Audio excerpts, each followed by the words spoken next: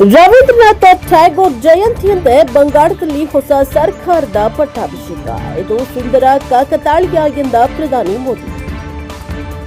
ಪಶ್ಚಿಮ ಬಂಗಾಳದಲ್ಲಿ ಇಂದು ನಡೆದ ಐತಿಹಾಸಿಕ ಪ್ರಮಾಣ ವಚನ ಸ್ವೀಕಾರ ಸಮಾರಂಭವು ವಿಶ್ವಕವಿ ರವೀಂದ್ರನಾಥ ಟ್ಯಾಗೋರ್ ಅವರ ಜಯಂತಿಯಂತೆ ನೆರವೇರ್ತಾ ಇರುವುದು ಒಂದು ಸುಂದರ ಕಾಕತಾಳೀಯ ಎಂದು ಪ್ರಧಾನಿ ನರೇಂದ್ರ ಮೋದಿ ಬಣ್ಣಿಸಿದ್ದಾರೆ. ಪಶ್ಚಿಮ ಬಂಗಾಳದ ನೂತನ ಮುಖ್ಯಮಂತ್ರಿಯಾಗಿ ಸುವೇಂದು ಅಧಿಕಾರಿ ಅವರು ಪ್ರಮಾಣ ವಚನ ಸ್ವೀಕರಿಸುವ ದಿನವೂ ಕೂಡ ಟ್ಯಾಗೋರ್ ಜಯಂತಿಯೊಂದಿಗೆ ಕೂಡಿ ಬಂದಿರುವುದು ರಾಜ್ಯದ ಸಾಂಸ್ಕೃತಿಕ ಪುನರುತ್ಥಾನಕ್ಕೆ ನಾಂದಿ ಹಾಡಲಿದೆ ಎಂದು ಪ್ರಧಾನಿ ಮೋದಿ ತಿಳಿಸಿದ್ದಾರೆ.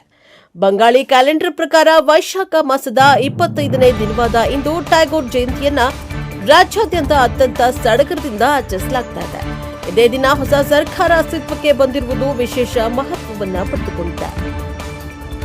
ಪ್ರಮಾಣ ವಚನ ಸ್ವೀಕಾರಕ್ಕೂ ಮುನ್ನ ಪ್ರಧಾನಿ ಮೋದಿ ಅವರು ಟ್ವೀಟ್ ಮಾಡಿ ಗುರುದೇವ ಟ್ಯಾಗೋರ್ ಅವರ ವಿಚಾರಗಳು ಮತ್ತು ಸಾಹಿತ್ಯ ಭಾರತದ ಆತ್ಮವನ್ನ ಪ್ರತಿಬಿಂಬಿಸುತ್ತವೆ. ಅವರ ಜಯಂತಿಯಂದು ಈ ಹೊಸ ಆರಂಭವಾಗುತ್ತಿರುವುದು ಹೆಮ್ಮೆಯ ವಿಷಯ ಎಂದರು.